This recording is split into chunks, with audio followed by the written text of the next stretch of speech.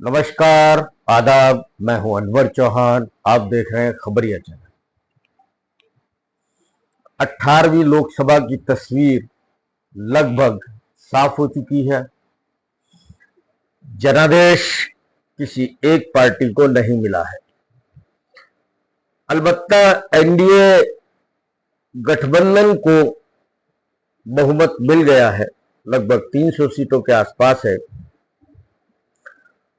और चंद सीटें दूर है। इंडिया गठबंधन भी बहुत ज्यादा दूर है।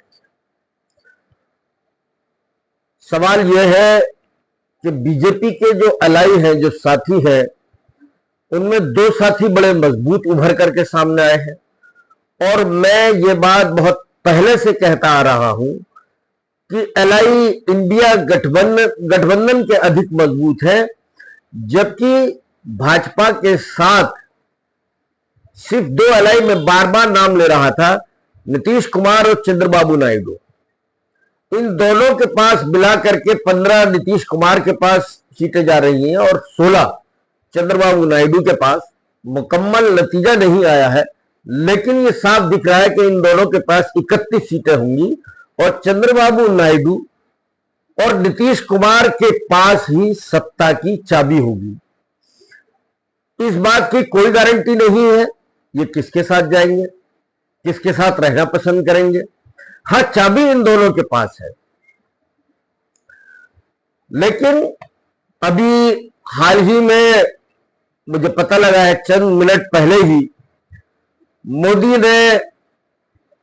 नरेंद्र मोदी ने चंद्रबाबू नायडू को फोन करके बधाई दी है, क्योंकि वहां स्टेट में भी उनकी सरकार बनने जा रही है। लेकिन दूसरी तरफ जो इंडिया गठबंधन है, उसके जो खिलाड़ी लोग हैं वो अभी से एक्टिव हो गए हैं। वो भी सरकार बनाने की जोड़ तोड़ में शिद्दत के साथ लग गए हैं और खास तौर से अगर एनडीए गठबंधन का कुनबा अगर बिखरा तो उसमें बहुत बड़ा रोल होगा शरद पवार का। शरद पवार को जिम्मेदारी सौंप दी गई है कि इंडिया गठबंधन के नए साथी तलाशे जाएं। तो एनडीए गठबंधन जो है 15 और 16 के साथी तो ये हैं चंद्रबाबू नायडू और नीतीश कुमार। एकनाथ शिंदे की 7 सीटें हैं। बाकी जो उसके साथी हैं एक एक सीट वाले हैं, एक वाले, दो वाले, एक वाले, दो वाले। कोई मजबूत साथी एनडीए गठबंधन के साथ नहीं है, इन दो को छोड़ करके, चंद्रबाबू नायडू और नीतीश कुमार। कुछ सीटें बीजू जनता दल को भी जाने की संभावना है। यदि उनको कुछ सीटें गई, 2, 4, 5 जो भी जाती हैं, तो जाहिर सी बात है नवीन पटनायक मोदी के साथ खड़े नजर नहीं आएंगे, वो इंडिया अलायंस के साथ खड़े नजर आएंगे।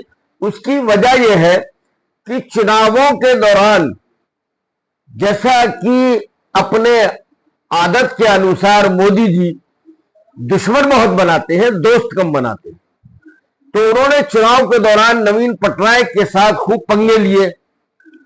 अनाप शनाप उन्हें चुनाव के दौरान कहा गया।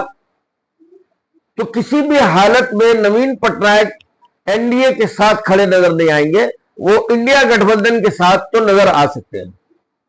इसके अलावा भी और बहुत सारी संभावनाएं हैं। एक संभावना मैंने आपको जैसा बताया कि इन एनडीए कुनबा बिखर सकता है और एक संभावना ये भी है, यदि एनडीए की सरकार बनी तो मोदी प्राइम मिनिस्टर नहीं होंगे, कोई दूसरा आदमी प्राइम मिनिस्टर होगा। यह भी संभावना है। उसकी वजह कई है जो मैं गिना देता हूं और खास तौर से 2 वजह हैं। एक तो यह कि मोदी के काम करने से, मोदी का जो काम करने का स्टाइल है, ईडी का इस्तेमाल करना, इनकम टैक्स का इस्तेमाल करना, जिसे चाहे जेल में ठोक देना, जिसे चाहे मुकदमे में घसीट देना, इस तरह के पंगे बहुत लिए हैं नरेंद्र मोदी ने। तो जो एलआई है उनकी तरफ से ही ये मांग अभी से सुगबुगाहट शुरू हो गई है कि मोदी के नाम पे हम समर्थन नहीं देंगे, अलबत्ता मोदी के अलावा कोई और सही, उसके नाम पर हम समर्थन देने को तैयार है। ये एक आवाज, सुगबुगाहट शुरू हो गई है एनडीए के अंदर से ही। इसके अलावा नरेंद्र मोदी जी ने आरएसएस को दरकिनार कर दिया था पूरे चुनाव के दौरान।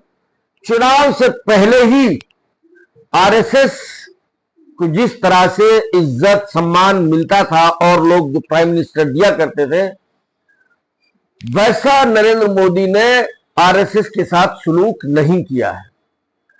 बीजेपी के अंदर ही है, तो मैंने बताया जो एलआई है, एनडीए के जो साथी हैं, वहां सुगबुगाहट शुरू हो गई है कि नरेंद्र मोदी के अलावा यदि कोई और होता है तो उसको हम लोग समर्थन नहीं है।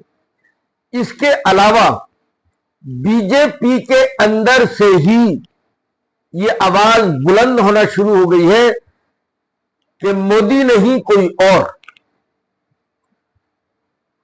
इस आवाज को कोई अगर बुलंद तरीके से उठाएगा और जो एकदम सामने आएगा, उसका नाम है नितिन गडकरी। नितिन गडकरी और नरेंद्र मोदी के बीच आज से नहीं वर्षों से 36 का आंकड़ा है। नितिन गडकरी को फट्टे लगाने की हर मुमकिन कोशिश की नरेंद्र मोदी ने। यह बात अलग है कि लगा नहीं पाए। बाकी बीजेपी के बड़े बड़े दिग्गज नेताओं को नरेंद्र मोदी ने फट्टे लगा दिया, चाहे उसमें लाल कृष्ण आडवाणी हो, मुरली मनोहर जोशी हो, शांता कुमार हो। इसके अलावा बहुत सारे नेता हैं, एक नहीं अनेकों नेता हैं। सैकड़ों टिकट काटे विधानसभा और लोकसभा को अगर मिलाएं तो बहुत सारे लोगों का, बीजेपी के दर्जनों नहीं सैकड़ों नेताओं का करियर चौपट करके रख दिया नरेंद्र मोदी ने। नरेंद्र मोदी ने जितने दुश्मन बीजेपी के बाहर अपने बनाए, बीजेपी में भी कम दुश्मन नहीं बनाए हैं। एक नहीं अनेकों दुश्मन हैं, बहुत सारे दुश्मन हैं। जैसे राजस्थान में बैठी है वसुंधरा राजे सिंधिया, वसुंधरा राजे सिंधिया नंबर 1 दुश्मन है। नहीं चाहती उन्होंने जो तो अपना ये आवाज है सुगबुगाहट। मैंने बताया ना, बीजेपी में से भी सुगबुगाहट आहट आने लगी है कि मोदी नहीं कोई और संघ भी यही चाहता है कि इस बार मोदी प्राइम मिनिस्टर न हो। मोदी का करिश्मा क्या था वो इस बार पता लग गया लोगों को। मोदी का करिश्मा 2014 में देख लिया, 2019 में देख लिया, लेकिन अब कितना बचा है बाकी कि वो अपनी पार्टी को बहुमत नहीं दिला सके। मोदी जी की ये दुश्मनियां जो उन्होंने अपने 10 साल के कार्यकाल के अंदर ली, ये दुश्मनियां बहुत भारी पड़ने जा रही हैं नरेंद्र मोदी के लिए। मैंने जैसा कि कहा कि ये 2 लोग हैं किंग मेकर, नीतीश कुमार और चंद्रबाबू नायडू। चंद्रबाबू नायडू को जैसा कि मैंने बताया कि फोन करके उनका हालचाल जाना है मोदी ने।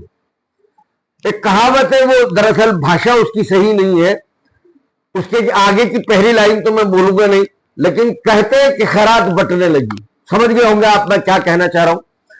तो क्योंकि कुछ भाषा की मर्यादा का मुझे क्योंकि कैमरे के सामने बैठा हुआ हूं, बहुत सारी चीजों का मुझे ख्याल रखना है, लेकिन मोदी जी खैरात बांटने लगे।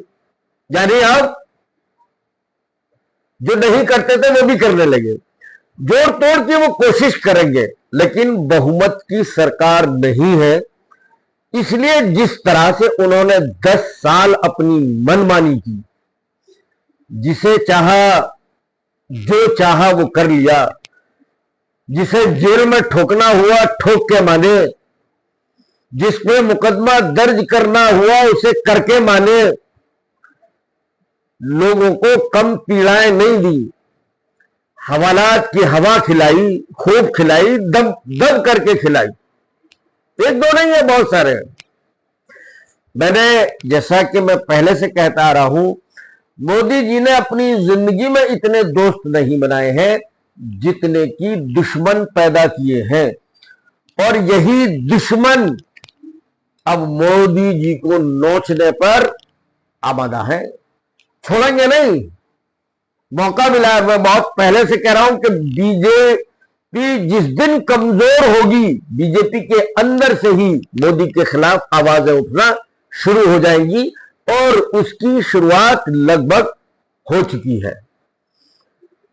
और भी बहुत सारी तफसीलें मैं सोच रहा हूं कि बहुत ज्यादा वीडियो बड़ी न की जाए, क्योंकि लोग कम देखते हैं। मैं कोशिश करता हूं कि 10 मिनट में अपनी बात कह दूं, ताकि वीडियो लंबी ना हो और अपनी बात कह सकूं। तो मैं ज्यादातर अपनी बात को समेटने की कोशिश करता हूं। तो इस वीडियो से आपको क्या नई जानकारी मिली या कैसी लगी, भाई पसंद आए हो तो सब्सक्राइब कर दें, मेहरबानी होगी। जय हिंद, जय भारत।